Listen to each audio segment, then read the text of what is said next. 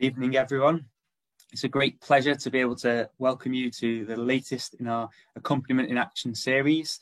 As you've just heard, my name is Nick. I am the Community Outreach Officer here at JRS UK, and I've been hosting most of these sessions in the Accompaniment in Action series. It's been a great privilege to go behind the scenes a little bit of our work at JRS UK and to see how we put our mission to accompany our refugee friends into action. I'm very excited this evening to be covering the latest report that we've released at JRS UK, which is called Being Human in the Asylum System. So to explore the report with us, we're going to have our director, Sarah Tether, and our policy officer, Sophie Cartwright, who I think you should be familiar with both of them if you've seen some of the other events in this series, as they've already been on the panel and you've heard bits and bobs from them before. So we're very excited to hear what they have to say about the report. I think it's a very important report, a very timely report, and we hope that if you've read it already, that it might be a bit of a refresher and you'll get to hear a little bit more about how the report came to be. And if you haven't read it, then it's a great introduction to what the report covers, and we do encourage you to go and take a closer look later on. Now, without any further ado, I'll invite Sarah and Sophie to join me on the screen. And we're going to go to Sarah first to kick off the evening. So as I've said, we're looking at the report tonight. So why don't you give us a bit of an introduction to the report and explain a bit of the background to where the report has come from. Thanks, Nick. And thank you so much, everybody, for joining us tonight. So this series obviously been looking at accompaniment and how our mission of accompaniment plays into all of our work. And I think, actually, funny enough, there's nowhere more obvious for that than our work on advocacy and the way in which we argue for change, because we make a point of always beginning by paying close attention to what refugees tell us about their experience of the asylum system, and also their views about what would make a real difference for change.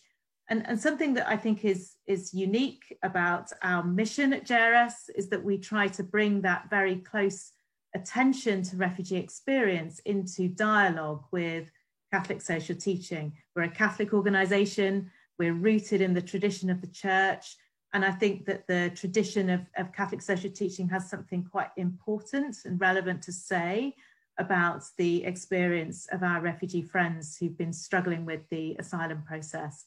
And so there's this kind of three-way dialogue, if you like, of bringing into play Catholic social teaching, refugee experience, and also engagement with public policy. I think it's a unique vocation in a way.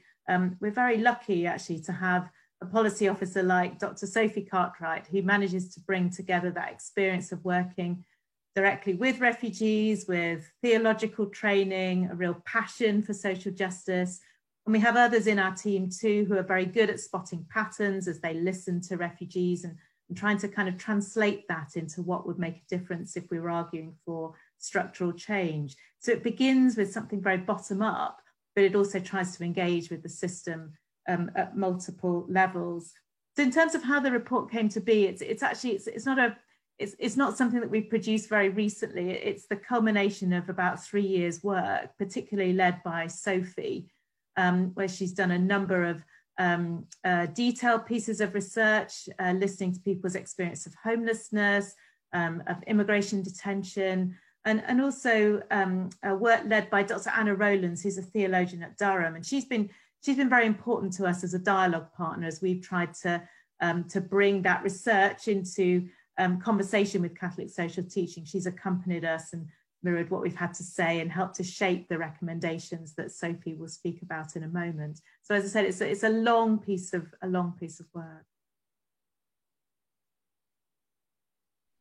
And you mentioned there about spotting patterns in what we've seen, and I think one of the patterns that we've noticed, and it's become one of the central themes of the report, is this sense that our society has lost sight of the human dignity of refugees and people who are forced to leave their homelands. particularly where in the way that we create an asylum system that isn't welcoming. It's in fact very hostile to people who come to our shores. And this is something that Pope Francis has really drawn attention to, not just obviously in the UK, but across the globe. Since the very beginning of his pontificate, we think to those first trips to Lampedusa at the very start of his pontificate. But perhaps you could just explain about how this sort of background of Pope Francis and what he's been saying has really played into the report and shaped some of our observations and some of the ways that we've noticed those patterns, as you've previously just mentioned. Yeah, Pope Francis's leadership has been hugely important on this subject.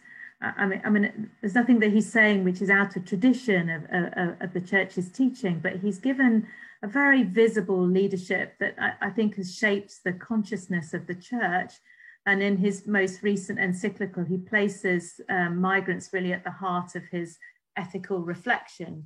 He speaks about fraternal love, that the kind of human duty towards every human being as a brother and a sister. He speaks about that duty as being something that is ahead of the duty of national law, that crosses boundaries, that this is a kind of really important human fundamental. And he speaks also about how migrants, although nobody should be forced to migrate, he says, actually migrants can be a source of renewal and hope, which is perhaps quite counterintuitive for people to begin from that perspective.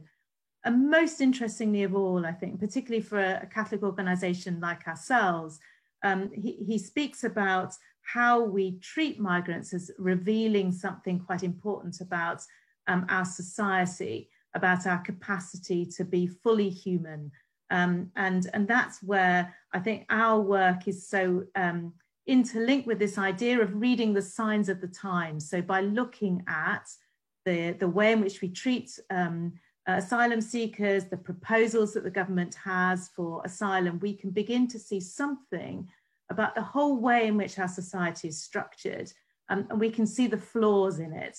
And that's why I think it's really important that organizations like ours, and why the Church and Christians speak out on these issues, because it's not just about the way in which we treat asylum seekers, and that is appalling enough, and that's something that Sophie's going to go on to speak about in a moment.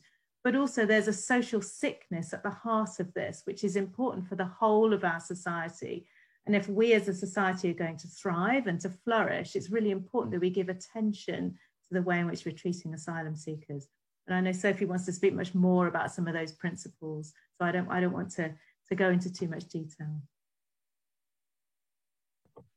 Thank you very much, Sarah. I think that sets us up very nicely, and also explains why we're so excited about what this report has to say, and how important it is for not just people working within the sector, or just our Catholics to read and to learn from, but actually it's something we can hopefully take forward and put into practice and bring about a more dignified asylum system. So Sophie, I think we're going to take a bit of a closer look into what some of the report actually says now, and particularly sort of the 4 core principles that we've sort of suggested become part of a more dignified asylum system. So I think I'm going to be your help here with some slides to help us go through these one by one, but I'll hand. Thanks, Nick. Yeah, so as Nick says, we've drawn on Catholic social teaching and refugee experience to come up with 4 core principles. Now, the first is that we want to enshrine protection and transparency at the heart of the asylum determination process. And we want to do this in a culture where asylum claimants are seen and heard. Now, the asylum system is meant to be for extending protection to those who need it. So to do this, it has to focus on ensuring that people in need of protection can easily access it, not on creating further barriers. It needs to offer justice and openness, and it needs to be navigable. And for this, transparency is required. It also really needs to listen to people seeking asylum and give them a chance to tell their stories. So often, this doesn't happen. So often, people are not listened to. We have at the moment a culture of refusal and disbelief in asylum determination, and we want to replace it with a culture of encounter. Okay, so that's enshrine protection and transparency at the heart of asylum determination. Second, we want to provide borders that are open to the people who are in need of protection.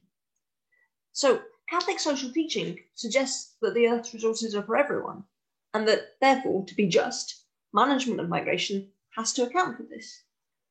And this actually challenges us to reorient our thinking so that we're not thinking about border management in terms of control so much. We're thinking about border management starting from common humanity and human need. And it moves us away from a defensive approach to migrants and refugees. It moves us away from pitting our good against theirs. And more specifically, it suggests that we shouldn't think in particular about asylum in terms of immigration control. Okay, so that's borders that are open to those who are in need of protection. And next, we want support for asylum claimants and refugees to live in dignity and to participate fully in wider social, economic, and political life. Now, this is key because repeatedly we've heard from refugees a desire for community and for recognition of their humanity, which is often denied them, and for a chance to spend their time well. And very concretely, as part of this, we hear all the time about a desire to be able to work, because asylum seekers are currently banned from working.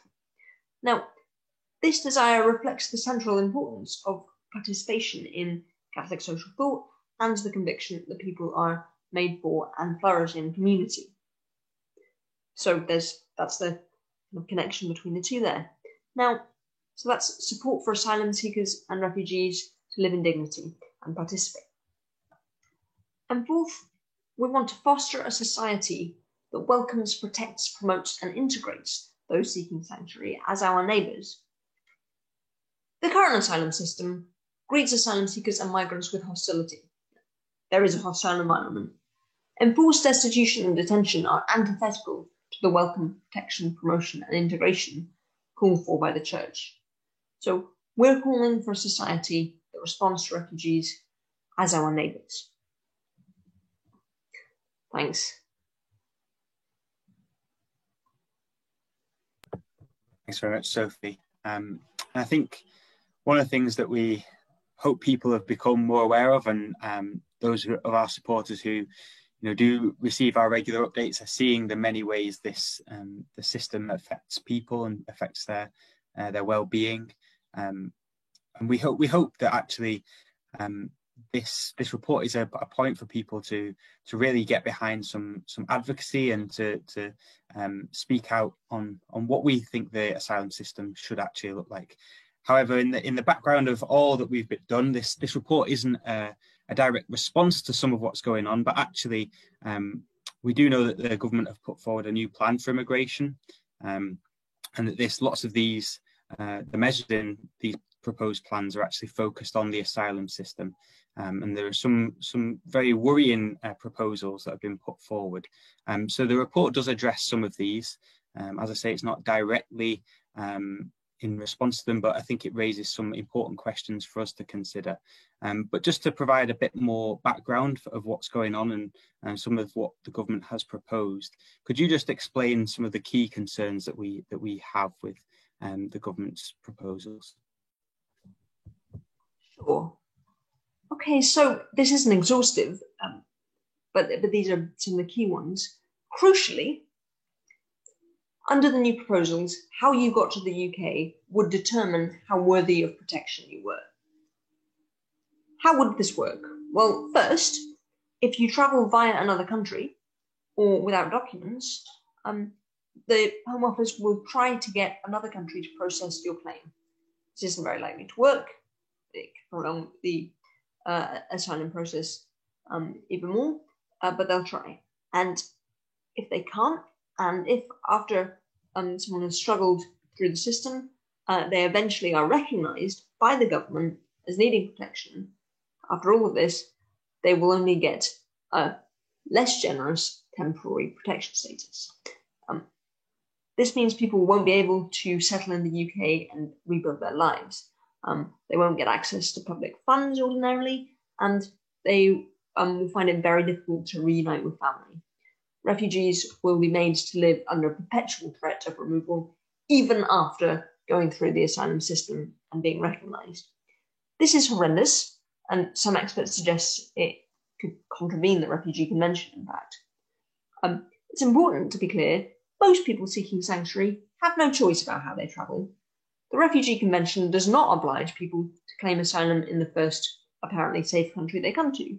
And in fact, as the UNHCR, representatives from the UNHCR recently remarked, global provision for refugees couldn't really function if people did this.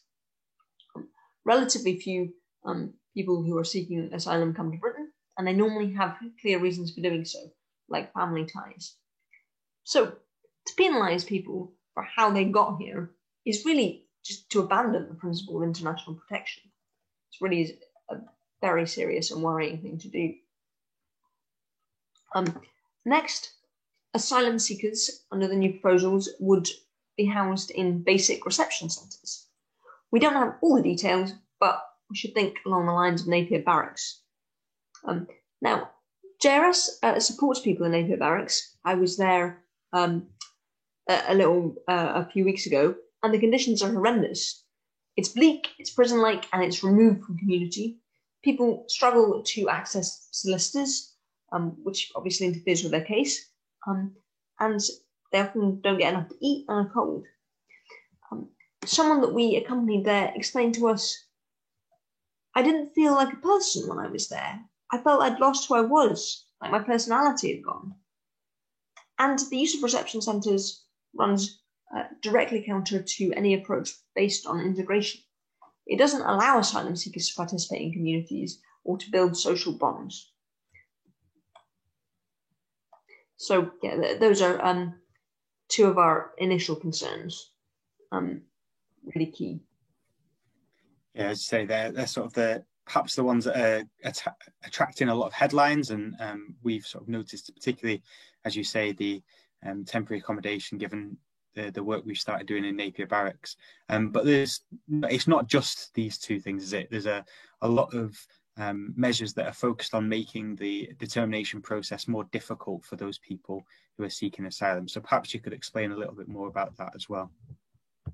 Sure. Well, first, several measures would make it harder for people to share evidence relevant to their asylum claim if they didn't do so at the first apparent opportunity. This would, among other things, make it very difficult for people to get a fair hearing of fresh claims. This is really worrying from the perspective of JRS UK. We work with people who've been let down by the asylum system, and they have to pursue fresh claims before finally being recognised as refugees all along. They face so many barriers so they can rebuild their lives, and the government's proposals would make it even harder. And there are really a lot of good reasons that people will bring evidence or raise issues after they've initially made a claim. It's really difficult to navigate the system, and most people, when they first get here, don't understand it, and they might struggle to work out what's relevant. You really need legal advice, good legal advice, to navigate the system at all. That's how it's set up, and it can be very difficult to get good legal advice, especially in time and before your asylum interview. And there's also a lot of other barriers to disclosure. Trauma, fear, and social stigma all make it really difficult often to talk about things. It can, of course, be hard to talk, for example, about being tortured. And it's especially hard if you're talking to hostile strangers in a formal and unfamiliar setting, like in an asylum interview. Social stigma can, in particular, make it very hard for LGBTI claimants to disclose their experiences. That's just one example. And in failing to grasp these things, the new plan for immigration is really overlooking basic human realities about how it is that people arrive at this system and need to navigate it. And a bit connected to this, a lot of measures within the proposals formalise and deepen suspicion within the asylum system. Crucially, the proposals are to use a higher standard of proof when determining if an asylum seeker is afraid of returning to their country of origin.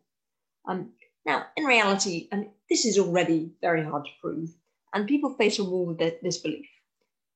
To give you an example of a refugee friend of JRS, Cecile, she was refused asylum primarily because she couldn't remember the exact date on which something happened. She then had to struggle for around a decade before being granted protection. And the new proposals would put more and more people in her situation. They are virtually saying they're going to instruct decision makers to disbelieve people by default, make a bad situation worse. And finally, proposals include the introduction of an expedited process for claims and appeals in detention. Now, you might be aware that there was previously a detention fast-track process. On claiming asylum, people would be detained and their case would be rushed through in detention. It was so unfair that it was ruled to be illegal by the courts. Now, in Being Human, Joel, a refugee served by JRS, shares his experience of detention fast-track. Joel claimed asylum, was immediately detained under this process, and his case was summarily refused. He then spent many more months in detention and afterwards in destitution. 6 years later, he has only just been recognised as a refugee, but he has been recognised as a refugee on the basis of his original claim. So that system stole 6 years of his life. The new plan for immigration suggests resurrecting it. This is accompanied actually by a troubling move away from thinking about alternatives to detention and away from talk of reducing the detention estate. A new detention centre is being built in Durham, so in County Durham. These are things that are very worrying to us. Now, that's not an exhaustive description of the proposals by any means, but I hope it serves to show what the direction of travel is and some of what is so morally troubling about them. Thanks. Thank you very much, Sophie. As you say, it's very much a summary and a quick overlook of some of the things that have been put forward. And then before that, some of the principles that we suggest would be a much fairer and more just alternative. And I encourage everyone to go away, if you haven't already, as I said, to read the report and also to perhaps read some of the other work that the report draws on. So the Detained and Dehumanised report and for our welfare, not our harm, the other reports that are available on the website that show some of the and share some of the experiences of our refugee friends and allow you to understand a little bit more about how the system impacts them. Now, with that in mind, we invited one of our refugee friends, Mohammed, who I think you will be, if you were there for the healthcare accompaniment and action session that we held a little while ago, Mohammed joined us for that as well. So he is a member of Refugees Call for Change, which is one of the activity groups that we help facilitate at JRS. But it is about allowing our refugee friends to discuss some of the policy issues that are being debated and to share their thoughts on the way the asylum system is working, how it should work. And we thought we'd ask Mohammed along this evening to share some of his thoughts about the asylum system. So this isn't necessarily something that you will find in the report. It's a bit of an added extra, but as Sarah explained, we're really hoping to hear as much as possible from our refugee friends and their own thoughts about the system. So Mohammed, if you'd like to unmute yourself. Mohammed's not going to share his screen, not going to share his camera this evening, but we'll be able to hear him. Good evening, Mohammed. Yeah, good evening. Thank you for letting me in. First of all, I would like to make some introduction. My name is Mohammed.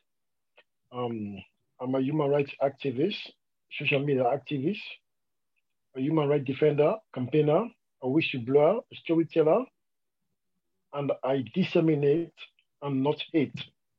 I educate people in my country about their rights, teach them how to defend and empower them to challenge those who deny them, raise awareness of abuse through public campaign in the media and online and in their community. Okay, because these are the things that is affecting globally everywhere in the world. They don't believe us, they don't believe our story, they deny us. Okay, I have a couple of list of things I would like to say about the asylum system. Some of the rights protect under the Human Rights Act 1998, including rights to education, freedom of expression, non-discrimination, protection of property. I think one of the best way to achieve justice is to expose injustice. Injustice anywhere is injustice everywhere. Okay. Now, what the asylum system really is about, the new asylum system, I think rights to equality, that's one. Freedom from arbitrary arrest or exile, rights to fair public hearing, rights to consider innocent until proven guilty. I think this asylum system, the new one under Priti Patel, refugee, no freedom of interference with privacy, family, home, and correspondence. So these are the things that I think might be more affecting us, dignity and justice, development, environment, culture, gender, participation. We are not participating in anything. We are not participating because refugee, for us to participate, it is like you have to have your documents, you have to show your passport or whatever, driving license. So for me, I've been in this country for 8 years. This is my experience with no documents, no driving license, and I can drive.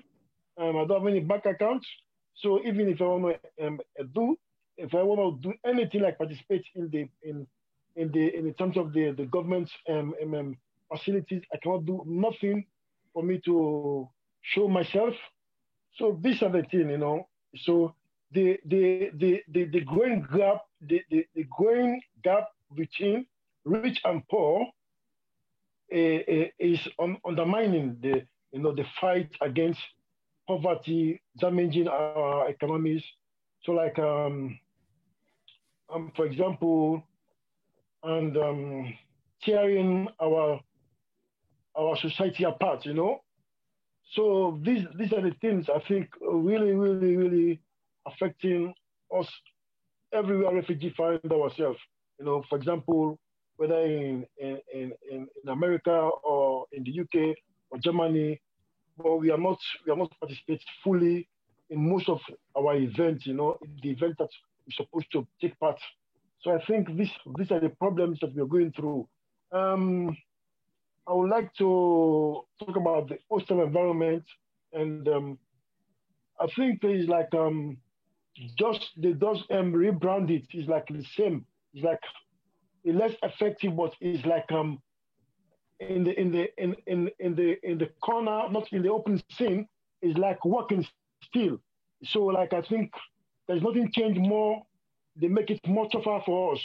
So like I don't know how the refugee call for change of the GRS can help for us to have our full rights as a normal human being in the UK. Well, these are the challenges that we are going through. It's really, really difficult. For example, don't believe us when we tell, story, whatever we say to them, whatever we explain. Yes, it's not all story maybe be false, but some story be true. So people have been denied their rights. So we are looking for justice and equality for everybody. So until we prove guilty. So, but in somehow, look, for example, I was denied my accommodation like 3 times. It's only when we went to court, then the court decided, oh, I deserve to have this. So these are the challenges we are going through. So if not, I just leave everything. I should have been in the street, and it's like so many stories, but it's difficult anyway for us as a refugee. So these are the challenges we're going through. Yeah. Thank you, Mohammed. And I think when you're saying there about what Refugees Call for Change can do, and I think having your voice here this evening and having your voice in our previous webinar that you joined us for, and to hear from the other members of the group as well, is really important for us, obviously, as we've explained as an organisation, to have our refugee friends providing a big part and forming the basis of what our advocacy work is, but also for the people watching at home this evening to understand a little bit more of your perspective, and then hopefully that will inspire them to join you in speaking out for these things. So thank you very much, Mohammed, for joining us this evening. We're going to hear from a couple of other members of the group who have sent us some voice notes, some recorded messages ahead of this evening to be shared with us. So I think I'll invite Joe in behind the scenes to just share that video with us. Thank you, Mohammed, for joining us. You're welcome.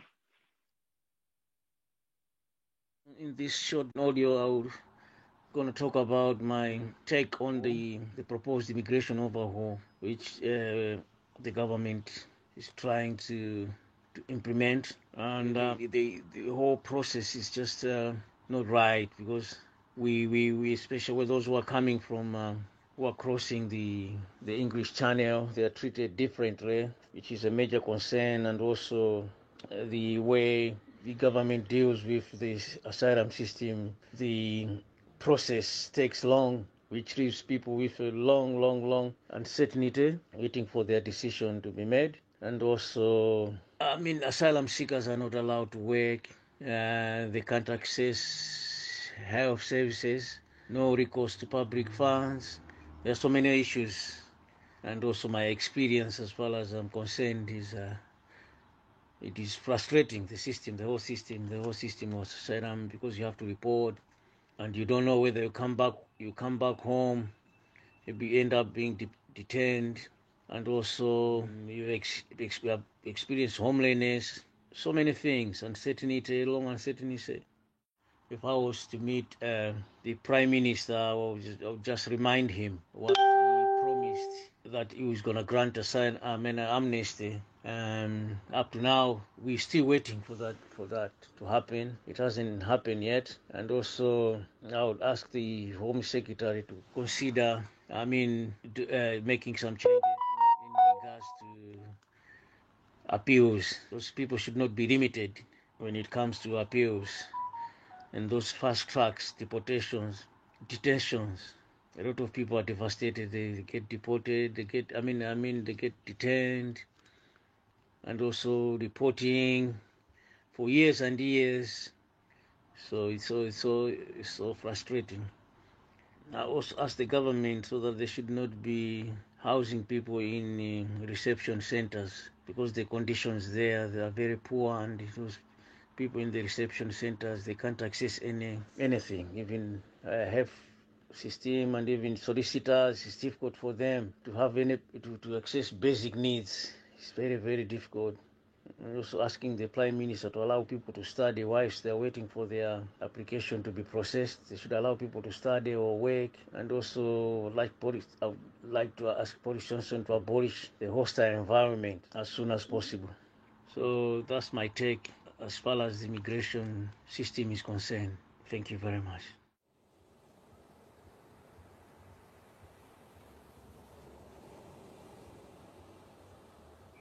As a refugee myself, I believe there are many changes that could be made within the UK's asylum system. I'll highlight some points that are very important, but not all of them. Firstly, I believe the UK's immigration officers need more training on how they should assess the credibility of applicants.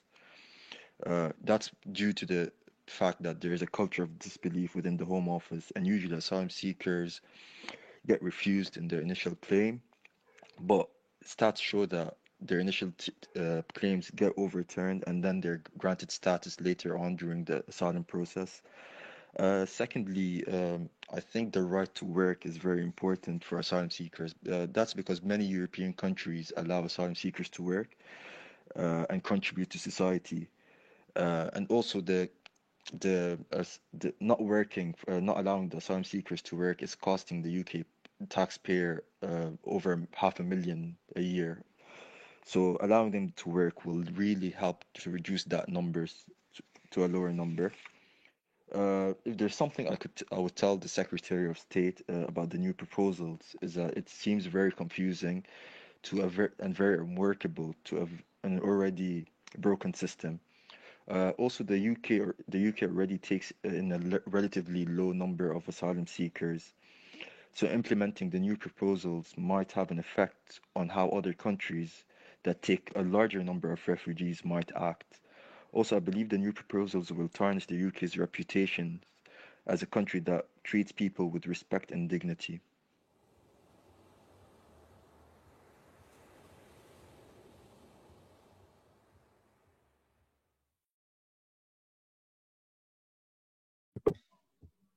And so we're very grateful for our members of Refugees Call for Change there for sharing some of their opinions about what needs to change in the system, particularly explaining quite articulately how the current proposed changes will actually make things worse for those who come to the UK seeking safety. Now, I'm aware of the time and wanting to give plenty of time for people to ask questions, so please do begin to send your questions into the question and answer box at the bottom of your screen, and it'll help us process them just in a little moment's time. But I'm going to invite Sarah to come back on screen now, and I'm sure based on what people have heard and people wanting to do something that can really make a difference and to say to the government that actually we don't agree with these proposals that are being brought forward. That's something I'm sure many people at home will be wanting to help with and do what they can. Do you have any advice of what you think people should be doing to speak out about the proposed changes? Yes, I do. And I think, the first thing to say about these proposals is that I hope you will have gathered by listening to what our refugee friends said and what Sophie presented. These are very, very concerning proposals. Whether or not you've ever spoken out on anything before or been involved in advocacy before, it doesn't matter in a way. This is such an important issue. I do hope that all of you might be willing to take some action.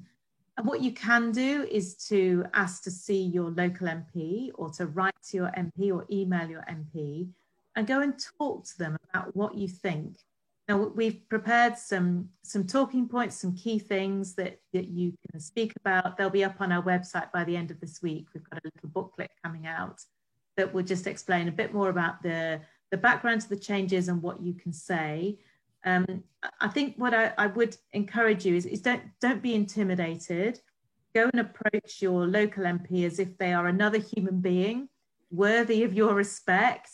Treat them respectfully, listen to what they have to say and encourage them to listen to you. So model the kind of behaviour actually that we want to see the asylum process present to our refugee friends. And take your courage in your hands and go and do it. And you might not convince your local MP, but if you're very courteous and polite and you speak about what really matters, they'll remember that you came. And if enough people do this, it will make a difference. And we're not the only organisation doing this. There are lots of different organisations encouraging their supporters and their friends to go and speak. And you know, if we all work together, we can genuinely make a difference, and we might be able to change the government's mind. The other thing I would say is the other people you need to speak to are not just your MP. Go and speak to your local council. There's been great work in lots of cities around the country taking on cities of sanctuary. It's a kind of growing movement. You can speak to friends in church, speak to others that you know, your colleagues, your neighbours. Talk about what you've learned, because the more people who understand the worrying nature of this, the more likely it is that people are going to speak to others, and the more likely we are to be able to change minds. And then there's some practical things. You know, you can volunteer for JRS. We're seeking volunteers wherever you live. There are people, you know, we need people who can help with phone support in all sorts of different ways. You can go and volunteer with your local refugee group, and there are organisations up and down the country seeking help. And you can donate to us. We're always very, very keen to receive donations. It makes such a difference. I mean, the money that people provide to us is the foundation for what we do in terms of paying for advice to people to sort out their legal case, for example, and also paying for hardship funds. It's absolutely critical for the support that we provide to refugee friends. So anything that you're able to donate, we'd be hugely grateful for. Just the last thing, please pray for us. And also for policymakers, that they'll have a change of heart. Thanks very much, Sarah. And as Sarah said, we'll update loads of resources onto the website. There's some already up there, and there's some that are going over on the next few days. I'll send a follow-up email. It'll probably be with you tomorrow evening, and that'll have a link to where you can find the various things that will help you do this, and also a link to the report and to some of the other information that Sophie's been putting out. So some blog posts about the new plan for immigration, going into a little bit more detail so you can understand a bit more about the proposals and what they actually mean. So we do encourage you to really follow up and to get involved, and we hope that we can make a move on this and make the government change their minds. I haven't seen any questions and answers or questions pop into the box there just yet. So I don't know if that means we've managed to express all we wanted to express so brilliantly that people don't have any questions. I don't know if that is the case, but please do get some in there whilst you still have the opportunity.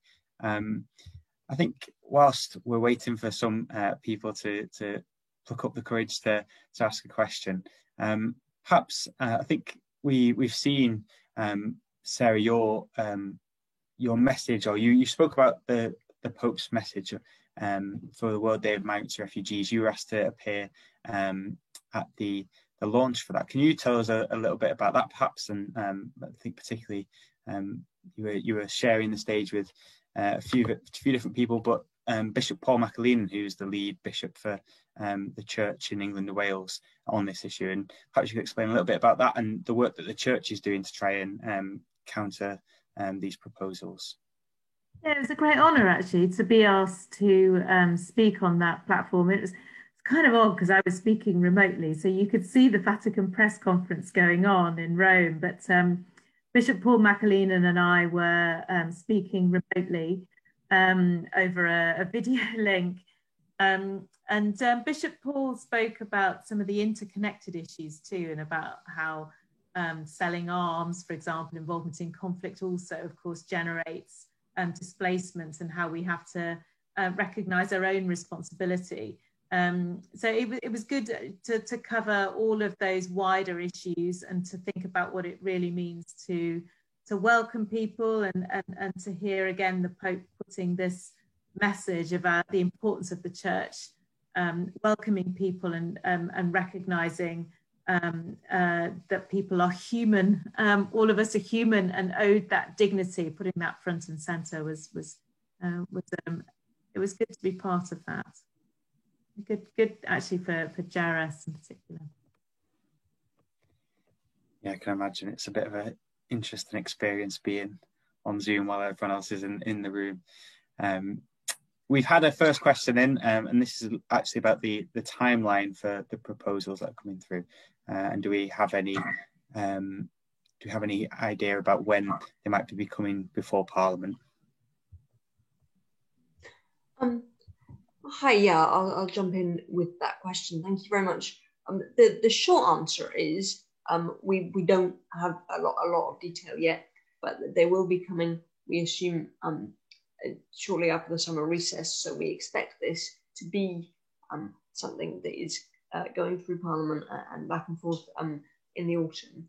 And for that reason, I think it is so crucial that right now we're having conversations with people, we're engaging MPs, we're engaging communities, because this will be coming. We imagine in the autumn. It's parliamentary timetables are often a bit frustrating in that you're playing a bit of a guessing game. But that's more or less it. Thanks. I think the other thing that's worth saying actually on this is that not all of the changes, unfortunately, need legislation. And that's one of the reasons why it's really important to go and speak to MPs about it, because these are some of the changes have already been brought in without any debate or scrutiny at all. And others can be done through policy change without legislation. So this isn't just a question of kind of a build up towards a parliamentary bill. We need to be engaging with policymakers now and really trying to open that conversation for the kind of asylum system that we think should be produced.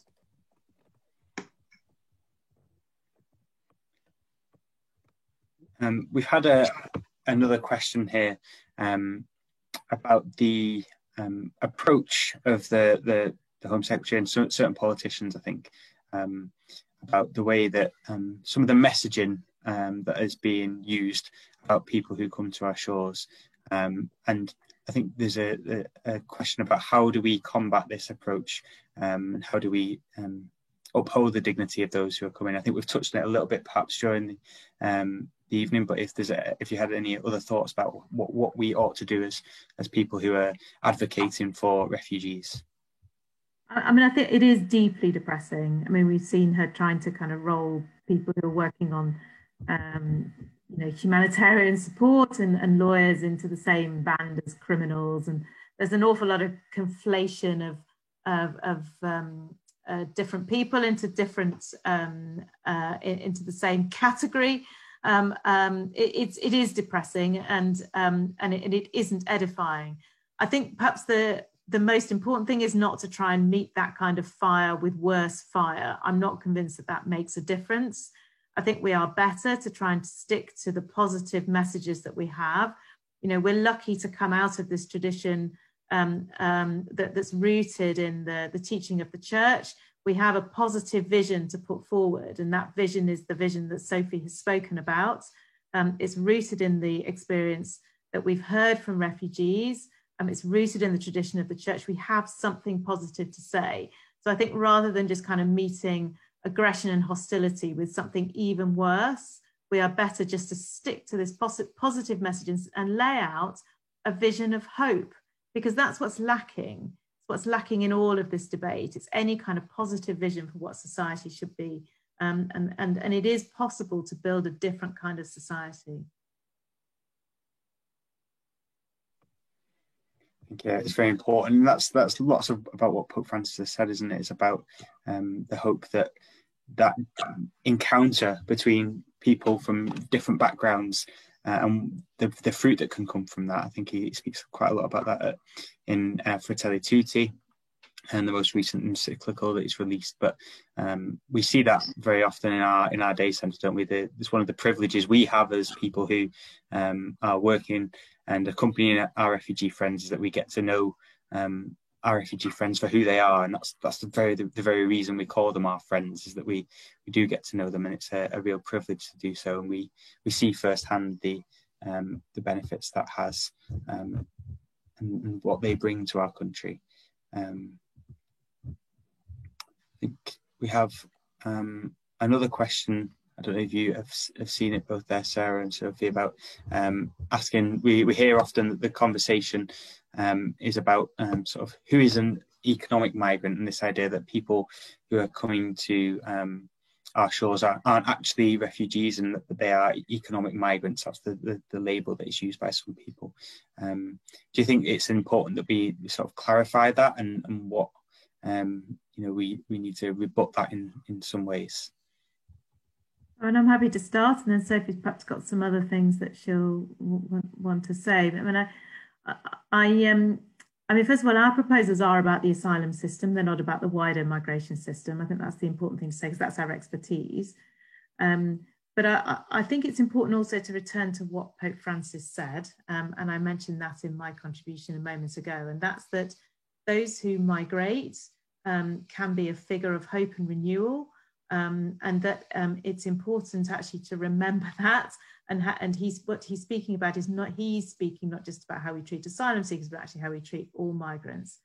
And there is a tendency in this debate to conflate as many categories as possible with that of the criminal, but then to try and divide everybody else into temporary categories of good and bad migrants. And I'm not comfortable with that, because you end up with a narrower and narrower slice of who might be an acceptable form of migrant. And that's not a comfortable place to be in public discourse.